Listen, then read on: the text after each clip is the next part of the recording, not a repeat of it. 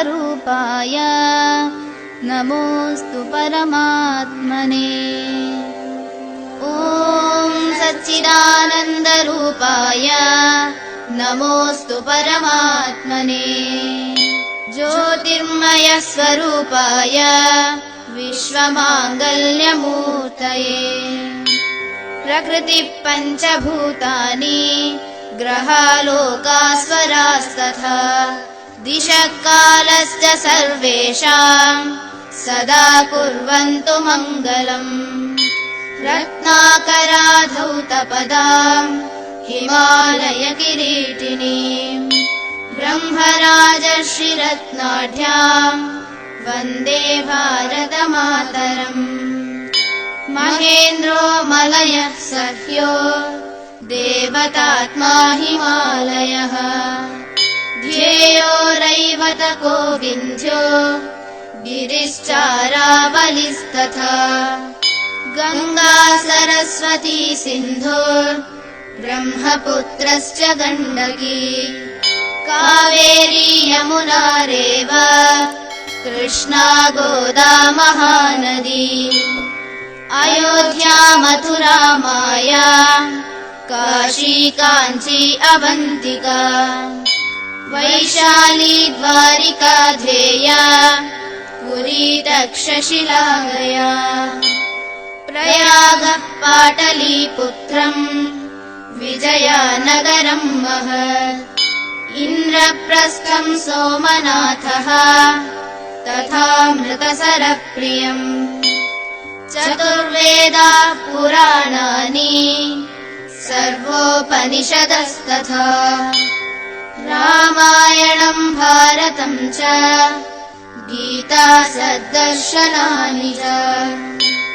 जैनागमास्त्रिपिटका गुरुग्रन्थः सताङ्गिरः एष ज्ञाननिधिः श्रेष्ठः श्रद्धेयो हृदि सर्वदा।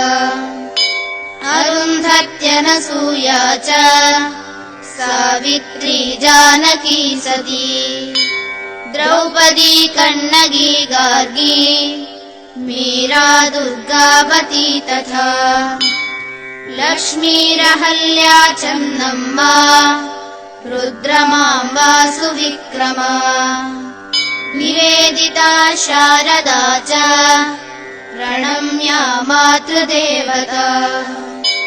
श्रीरामो भरतः कृष्णो भीष्मो धर्मस्तथार्जुनः मार्कण्डेयो हरिश्चन्द्रः प्रह्लादो नारदो ध्रुवः हनुमान् जनको व्यासो वसिष्ठस्य शुको बलिः दधीचि विश्वकर्माणो पृथुवाल्मीकि भार्गवाः भगीरथश्चैकलव्यो मनुर्धन्वन्तरिस्तथा शिबिश्चरन्ति देवश्च पुराणो गीतकीर्तयः बुद्धा जिनेन्द्रा गोरक्षः पाणिनिश्च पतञ्जलिः शङ्करो मध्वनिम्बार्कौ श्रीरामानुजवल्लभौ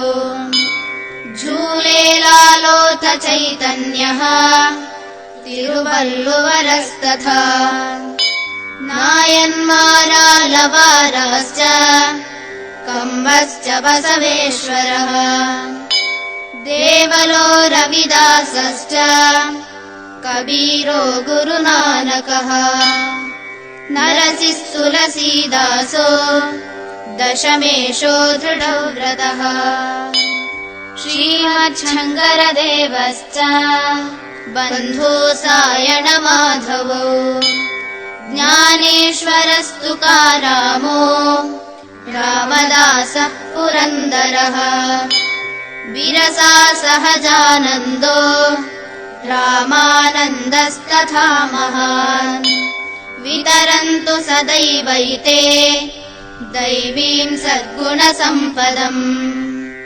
भरतर्षिः कालिदासः श्रीभोजो जगणस्तथा सूरदासस्त्यागराजो रसखानश्च सत्कविः रविवर्मा भातखण्डे भाग्यचन्द्रः स भूपतिः कलावन्तश्च विख्याताः स्मरणीया निरन्तरम् अगस्त्यः कम्बुकौण्डिन्यो राजेन्द्रश्चोलवंशजः अशोकः पुष्यमित्रश्च खारवेलः सुनीतिमान् चाणक्य चन्द्रगुप्तौ च विक्रमः शालिवाहनः समुद्रगुप्तः श्रीहर्षः शैलेन्द्रो बप्परावलः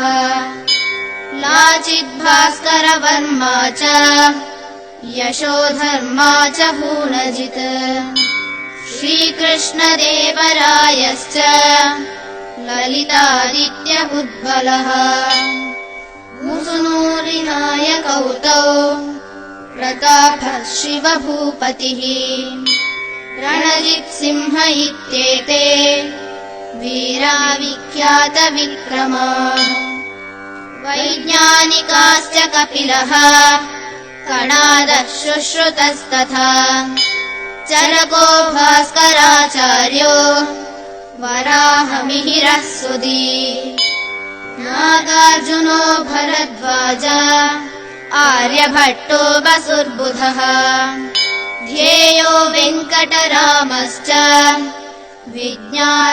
विज्ञानरामानुजादयः रामकृष्णो दयानन्दो रवीन्द्रो राममोहनः रामतीर्थो रवीन्द्रश्च विवेकानन्द उद्यशाः दादाभाई गोपबन्धुः तिलको गान्धिराधृताः रमणो मालवीयश्च श्रीसुब्रह्मण्य भारती सुभाषः प्रणवानन्दः क्रान्तिवीरो विनायकः ठक्करो भीमरावश्च फुले नारायणो गुरुः सङ्घशक्तिप्रणेतारो केशवो माधवस्तथा स्मरणीयाः सदैवैते नवचैतन्यदायकाः अनुक्ताये भक्ताः प्रभुचरणसंसक्तहृदयाः अनिर्दिष्टा वीरा अधिसमरमुध्वस्तरिभवः समाजोद्धर्तारः सुहितकरविज्ञाननिपुणाः नमस्तेभ्यो भूयात् सकलसुजनेभ्यः प्रतिदिनम् इदमेकात्मता स्तोत्रम् श्रद्धया यः सदा पठेत् स राष्ट्रधर्मनिष्ठावान् अखण्डम् भारतम् स्मरेत्।